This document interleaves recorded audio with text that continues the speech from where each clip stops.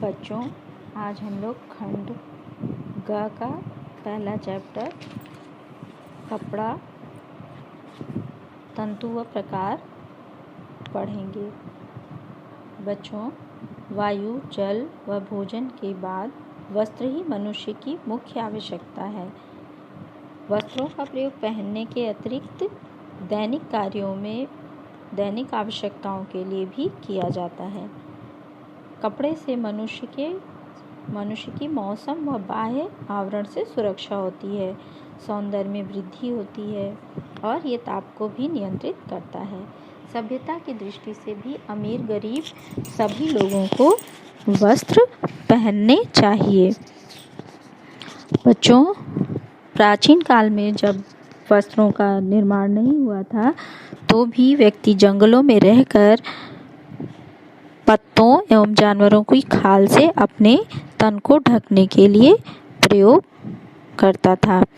जैसे जैसे सभ्यता का विकास हुआ, कपड़ों का भी निर्माण हुआ। आरंभ में प्राकृतिक स्रोतों के आधार पर ही कपड़ा बनाने का कार्य शुरू हुआ, जैसे सूती, रेशमी, ऊनी। परंतु जैसे जैसे सभ्यता का विकास हुआ, 20वीं शताब्दी के उत्तरार्ध तक कपड़ा बनाने के लिए विभिन्न रासायनिक विधियों का प्रयोग करके भी वस्त्र तैयार किया जाने लगा।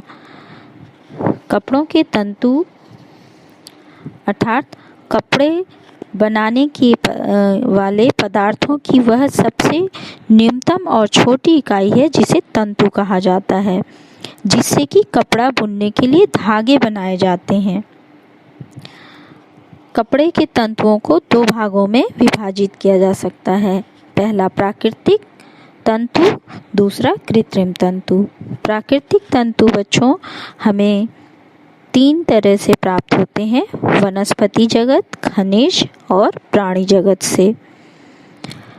वनस्पति से हमें कपास, लिनन, हेम, जूट इत्यादि प्राप्त होते हैं, जिनसे कि वस्त्र बनाए जाते हैं। खनिज तंतु में धात्विक और अधात्विक 2 तरह के तंतु बनाए जाते हैं। धात्विक तंतु सोना, चांदी, जिससे कि वस्त्रों को में तार को खींच के और उनसे धागे बनाए जाते हैं, जिनसे कि वस्त्रों की बुनाई भी की जाती है और कढ़ाई भी की जाती है। ये वस्त्र बहुत ही खूबसूरत होते हैं। दूसरा है अधात्विक। बच्चों, आप लोगों ने देखा होगा कि जो अग्निशमन वाले होते हैं, यानी कि आग बुझाने वाले, वो एक विशेष प्रकार का वस्त्र पहनते हैं जो कि एस्बेस्टॉस से बनाया जाता है। ठीक है, तो अधात्विक तंतु एस्बेस्टॉस है। तीसरा है प्राणी जगत से प्राप्त तंतु। बच्चों, हम लोगों को प्राणियों से रेशम और ऊन प्राप्त होता है। आप सब जानते होंगे कि रेशम एक प्रकार के कीड़े से प्राप्त होता है और ऊन भेड़, बकरी, ऊंट इत्यादि से प्राप्त होता है। बच्चों, दूसरा है कृत्रिम तंतु। कृत्रिम तंतु भी 2 विधियों से बनाए जाते हैं: रासायनिक विधि द्वारा निर्मित तंतु और यांत्रिक विधि द्वारा निर्मित तंतु। रासायनिक विधि के द्वारा डैक्रॉन, नायलॉन, एक्रिलॉन, आर्लॉन के वस्त्र बनाए जाते हैं। यांत्रिक विधि द्वारा निर्मित तंतु का नाम है रेयॉन, जिससे कि वस्त्र बनाया जाता है। तो बच्चों, इस तरह से विभिन्न प्रकार के तंतुओं से पहले धागे बनाए जाते हैं, फिर उन धागों से वस्त्रों की बुनाई होती है।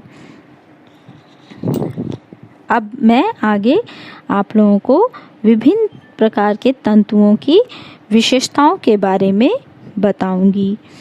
ठीक है बच्चों, कपड़ा बनाने के लिए विभिन्न तंतुओं की अलग अलग विशेषताएं होती हैं।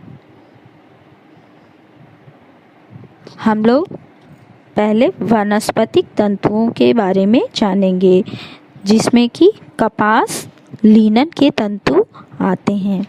कपास तथा लिनन, कपास का तंतु अलग होता है और लिनन का तंतु अलग होता है। बच्चों, कपास का यह तंतु चपटा, बल खाए हुए फीते की तरह दिखाई देता है, परंतु यह तंतु छोटा होता है। इसकी लंबाई 1.25 सेंटीमीटर से 5 सेंटीमीटर तक होती है। कपड़ों के निर्माण में इस तंतु का प्रयोग बहुत अधिक किया जाता है। इस तंतु से सूती वस्त्र तैयार किए जाते हैं। प्राचीन काल में भी कपास के तंतुओं से सूत चरखे से बनाया जाता था, परंतु अब मशीनों से तैयार किया जाता है। सूत से विभिन्न प्रकार के मोटे और महीन कपड़े बनाए जाते हैं, जैसे खादी, मलमल आदि के वस्त्र तैयार किए जाते हैं। कपास के तंतुओं से प्राप्त सूत बहुत ही मुलायम होता है, किंतु ये चिकना और चमकदार कम होता है। यह रेशम और ऊन की अपेक्षा भारी होता है। बच्चों, रुई के रेशे की निम्नलिखित विशेषताएं होती हैं। यह कुछ चपटा और बटा हुआ सा होता है। इस बटन के कारण ही उसमें लचीलापन होता है। इनकी दीवार कोमल पर मोटी होती है, जिसके कारण सूती वस्त्र सूत के रूप में तैयार होने पर मजबूत हो जाते हैं। हाँ, इनके रेशे अपेक्षाकृत छोटे होते हैं। कपड़ा बनाने पर इनके सिरे अलग अलग रहते हैं। इससे कपड़ों में रोए रोए से रहते हैं और इनमें बहुत ज़्यादा चमक नहीं होती। बच्चों, इन सूती वस्त्रों की निम्नलिखित विशेषताएं होती हैं। पहला, सूती कपड़ा जितने महीन सूत से बुना जाता है उतना ही उसके सूत आसपास रहते हैं, जिससे कि महीन और चिकना वस्त्र तैयार होता है। इसके विपरीत मोटे सूत से बने कपड़े सूत परस्पर नहीं मिल पाते हैं, जिससे ये कुछ खुरदरा और मोटा होता है। बच्चों, यह सूती वस्त्र जितना महीन होता है उतना ही अच्छा माना जाता है। गर्मी के लिए भी सूती और पतले वस्त्रों का प्रयोग किया जाता है। बच्चों, इस वस्त्र की एक विशेषता है कि इसमें वायु का आवागमन सरलता से हो जाता है, जिससे कि यह शीघ्र ही पसीने को सोख लेता है। पसीना हमारी त्वचा पर जमने नहीं पाता और पसीना सोखने के बाद यह वस्त्र जल्दी ही सूख भी जाता है। यदि वस्त्र पसीने को सोख ले पर देर तक गीला बना रहे तो उसकी सीलन से हम लोगों की त्वचा को हानि पहुंच सकती है और खुजली आदि जैसे चर्म रोग हो जाते हैं। मोटे सूती वस्त्र भी पसीना को सरलता से सोख तो लेते हैं, परंतु सूखते देरी से हैं, इसलिए महीन सूती वस्त्र ज़्यादा अच्छे माने जाते हैं। दूसरी विशेषता यह है कि ये आसानी से धोए जा सकते हैं। धोने पर ठीक रहते हैं, बहुत ज़्यादा सिकुड़ते नहीं हैं, फैलते या अन्य प्रकार से खराब नहीं होते। अतः पसीने से हमारी गंदगी, शरीर की गंदगी निकलती रहती है, जिसको सोखने के पश्चात यदि सूती वस्त्रों को पानी में धोकर और उबालकर साफ कर देते हैं तो कोई भी दोष उत्पन्न नहीं होता। ठीक है बच्चों, तो अब हम लोग इसके बारे में आगे भी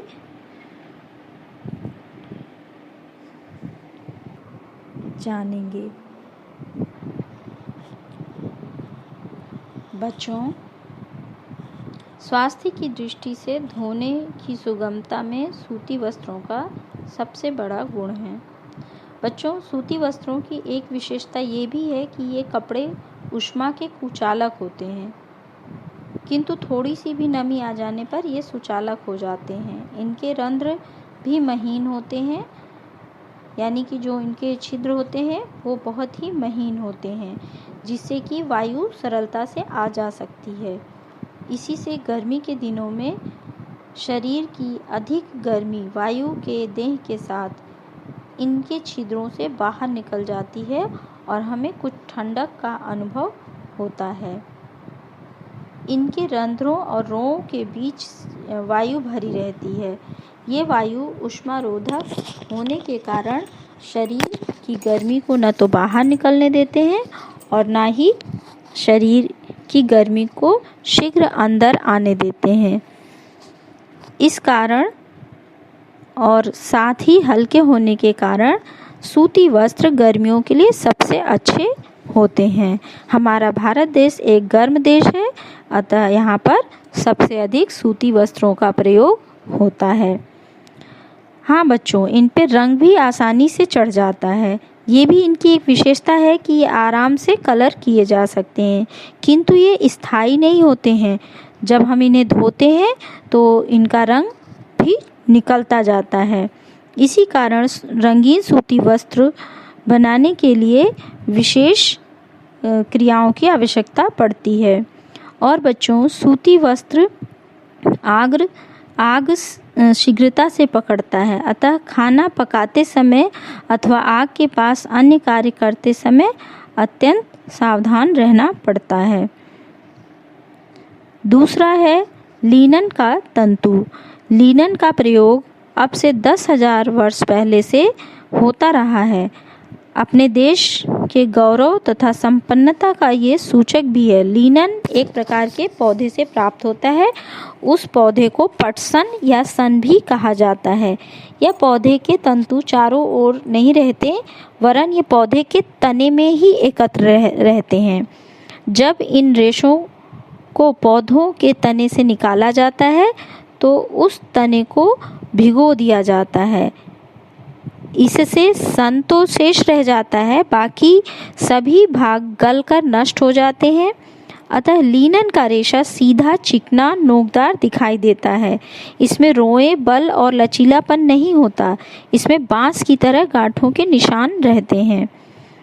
ये तंतु उष्णता का वाहक और सर्वाधिक मजबूत तंतु होता है, जो कि शरीर की गर्मी को शीघ्र ही निकाल देता है और सदैव ठंडक का अनुभव कराता है।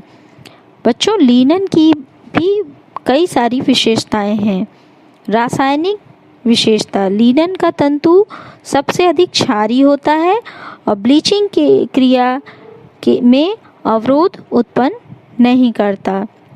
लिनन के अच्छे तंतुओं को धूप में सुखाकर ब्लीच कर दिया जाता है। ये इनकी रासायनिक विशेषताएं हैं। दूसरा है नमी का प्रभाव।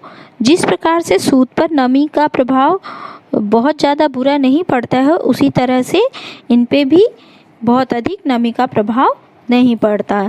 गीला होने पर भी ये तंतु मजबूत और दृढ़ रहता है, परंतु इसमें गर्म पानी के ताप को सहन करने की शक्ति नहीं होती। वातावरण की नमी, लिनन शीघ्रता से पानी सोख लेता है। गीला रहने पर भी इसके रेशे मजबूत होते हैं और यह आसानी से सूख भी सकता है। अम्ल पर क्षार का प्रभाव, लिनन पर अम्ल और क्षार का प्रभाव पड़ता है। जलाने पर यदि इसे जलाया जाए तो सूती वस्त्र कागज की भांति जलने की गंध आती है, परंतु इसमें गोली गोली सी नहीं पड़ती। हाँ, इसकी एक विशेषता और भी है कि लिनन में कीड़ा जल्दी लगता है। यदि इसको रगड़कर साफ किया जाए तो इस पर कोई खास प्रभाव नहीं पड़ता है। बार बार धोने से इसकी मजबूती में भी कोई अंतर नहीं आता है। लिनन के वस्त्र बुनाई के बाद यदि खींचे जाएं, फैलाए जाएं तो ये फैलते और सिकुड़ते भी नहीं हैं। बच्चों, अब हम ऊन के तंतु के विषय में जानेंगे। ऊन का तंतु ऐन्द्रिक तंतु है। यह हमें पशुओं के बालों और रोए से प्राप्त होता है। इसके जो मुख्य पशु हैं वो हैं भेड़। इसके अलावा कहीं कहीं ऊंट, खरगोश और बकरी से भी ऊन के तंतु प्राप्त किए जाते हैं। बच्चों, तुर्किस्तान की अंगोरा बकरी, ऑस्ट्रेलिया की मेरिनो भेड़ तथा कश्मीर और तिब्बत की बकरियों से भी बढ़िया किस्म के ऊन प्राप्त होते हैं। अंगोरा बकरी तथा भेड़ के मेमने से प्राप्त ऊन सबसे उत्तम और सबसे अच्छा होता है, जिसे पश्मीना कहते हैं। यह बहुत ही मुलायम, हल्का व गर्माहट देने वाला ऊन होता है। वैसे तो ऊन की उत्तमता इन जानवरों की उत्तम जाति एवं स्वास्थ्य पर निर्भर करती है, परंतु बढ़िया ऊन के लिए इन्हें उत्तम और अच्छे ढंग से पाला जाता है। ऊन को बैड कंडक्टर ऑफ हीट एवं गर्मी का कुचालक कहा जाता है, क्योंकि ये शरीर की ताप को बाहर नहीं निकलने देता। यही कारण है कि हम लोग सर्दियों में और ठंडे प्रदेशों में ऊन के वस्त्रों को पहनते हैं और अपने शरीर की रक्षा करते हैं। ऊन के तंतुओं में लचीलेपन का गुण होता है और ये मजबूत भी होते हैं। ये देखने में रोएदार, मुलायम और चमक से रहित होते हैं। बढ़िया ऊन में कुछ चमक पाई जाती है। यदि ऊन के तंतुओं को माइक्रोस्कोप यानी कि सूक्ष्मदर्शी से देखा जाए तो इसमें कुछ आड़ी रेखाएं सी प्रतीत होती हैं। इस कारण ऊन में लंबाई की ओर कुछ सिकुड़न पाई जाती है। ऊनी कपड़ा धोने में लहरियापन और गहरी हो जाती है। काफ़ी नमी देकर प्रेस करने से कुछ समतल हो जाते हैं। बच्चों, ऊन की भौतिक विशेषताएं हैं कि बढ़िया ऊन का तंतु मात्र 5 सेंटीमीटर से 12 सेंटीमीटर तक लंबा हो सकता है, परंतु घटिया ऊन के तंतु 12 सेंटीमीटर से भी अधिक लंबी हो जाते हैं। ऊन की सामान्य विशेषताएं। अम्ल का प्रयोग। अम्लों के प्रयोग से ऊन के तंतु छिड़ पड़ जाते हैं, परंतु साधारण बुनाई तथा रंगाई के काम में प्रयुक्त घोल ऊन की तंतुओं को हानि पहुंचाते हैं। क्लोरीन भी ऊन के लिए हानिकारक है, जबकि हाइड्रोजन परऑक्साइड, सोडियम हाइड्रोसल्फाइड और पोटेशियम परमैंगनेट ऊनी वस्त्रों को धोने के लिए उपयोगी होते हैं। ऊनी वस्त्र धोते समय ब्लीचिंग पाउडर का भी प्रयोग नहीं करना चाहिए, इससे ऊन खराब हो जाते हैं। क्षार का प्रभाव। ऊन पर क्षार का प्रभाव अत्यंत हानिकारक होता है। इसके प्रभाव से ऊन के तंतु कड़े हो जाते हैं और पीले पड़ जाते हैं। उनके रोएं फैलकर जकड़ जाते हैं। उच्च ताप पर तो इसका प्रभाव और भी खराब पड़ता है, यानी कि प्रतिकूल पड़ता है। 5 सेंटीमीटर उबलता हुआ कास्टिक सोडे का घोल का ऊन कुछ ही मिनटों में उनको घोल बना देगा। यदि घोल ठंडा भी हो तब भी ऊन के लिए हमेशा खराब होता है। ठीक है बच्चों, परंतु सुहागा और अमोनिया का प्रयोग किया जाए तो ठीक रहता है। हाइड्रोजन परऑक्साइड से भी ऊनी वस्त्रों की धुलाई उत्तम रहती है। धूप का प्रभाव। बच्चों, धूप में डालने से इसका रंग उड़ सकता है और तंतु भी खराब हो जाते हैं। बहुत अधिक देर तक धूप में वस्त्र रहने पर उसकी रासायनिकता में अंतर आ जाता है और ऐसे वस्त्रों को यदि रंगवाया जाए तो रंगने में भी कठिनाई होती है। वायु में नमी।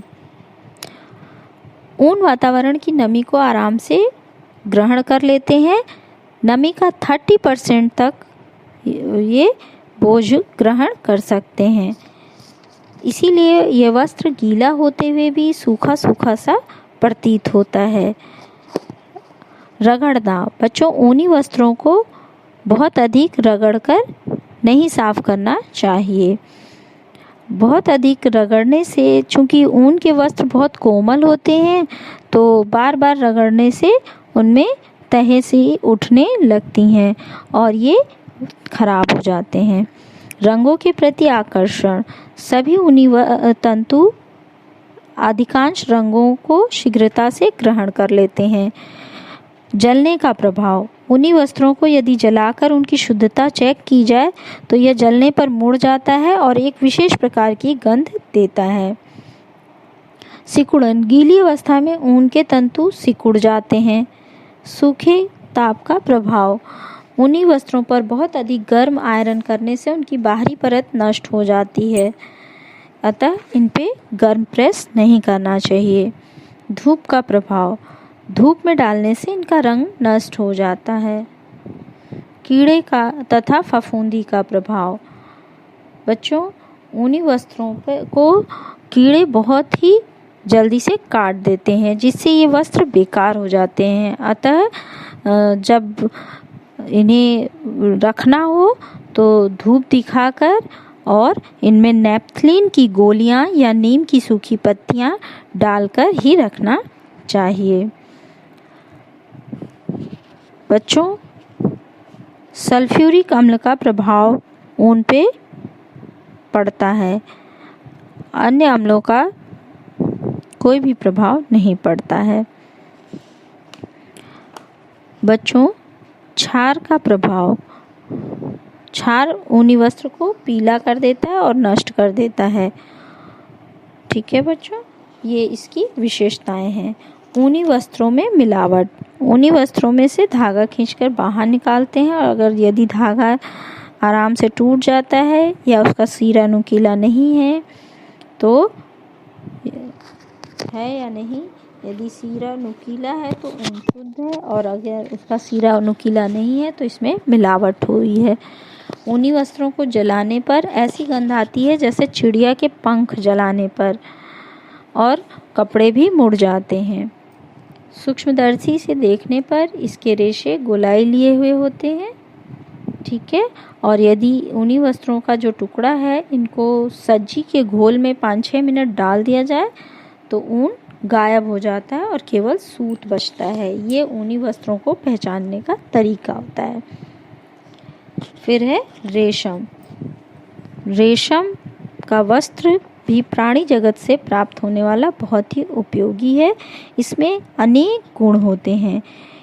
रेशम के तंतु से निर्मित वस्त्र उत्तम वस्त्र माने जाते हैं। आप जानते हैं, रेशम को वस्त्रों का राजा भी माना गया है।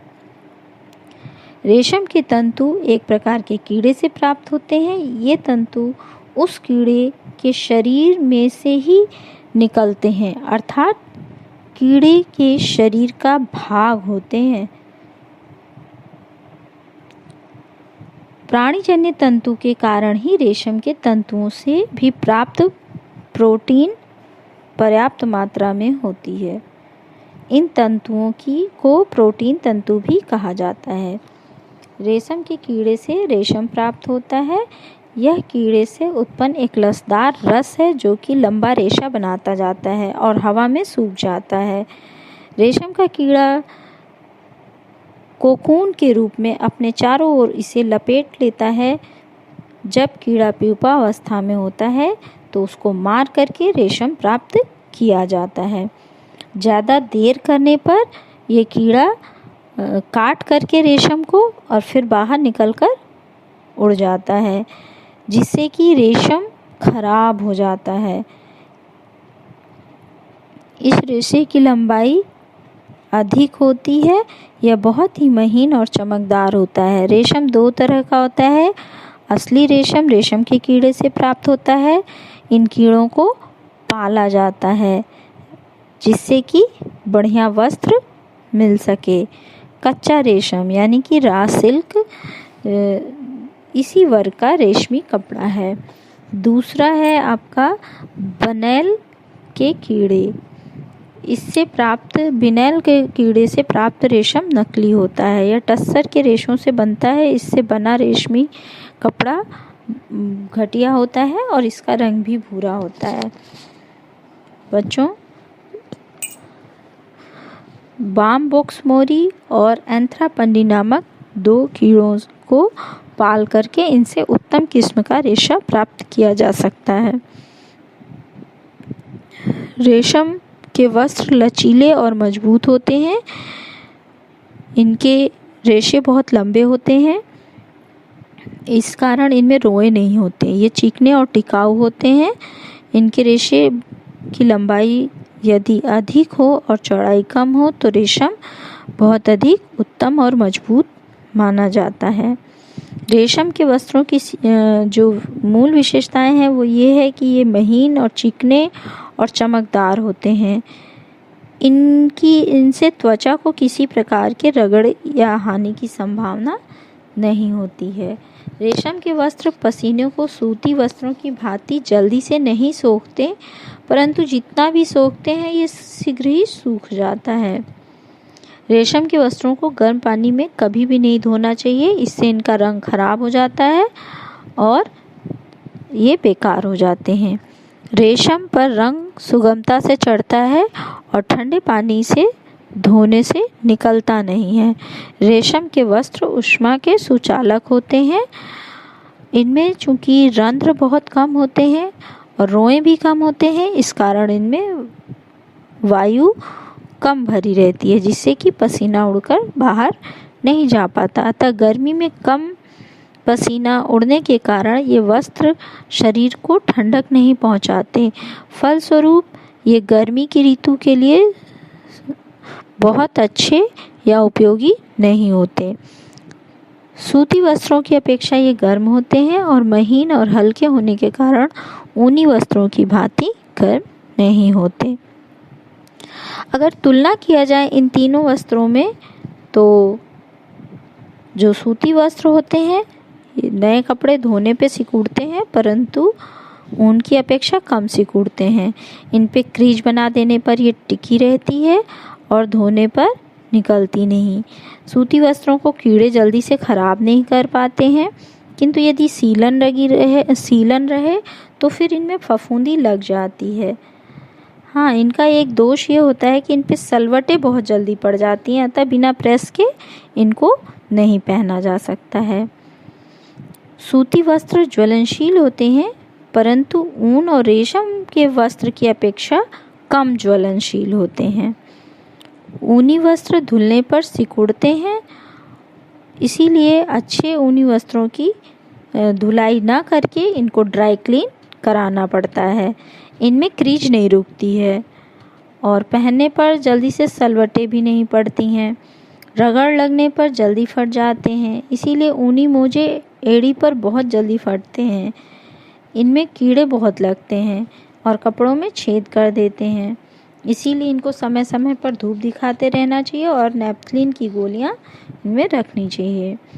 रेशमी वस्त्र ये धोने से सिकुड़ते नहीं हैं, पहनने पर सिकुड़ते हैं, पर इनमें सलवटें कम पड़ती हैं। क्रीज बनाने पर भी अच्छी क्रीज बनती है, लेकिन रुकती नहीं, धोने पर क्रीज निकल जाती है। अब हम लोग जानेंगे कृत्रिम तंतु के विषय में। आगे वाले वीडियो में कृत्रिम तंतु के विषय में मैं आप लोगों को विस्तार से समझाऊंगी। ठीक है बच्चों, आज के लिए इतना ही। धन्यवाद।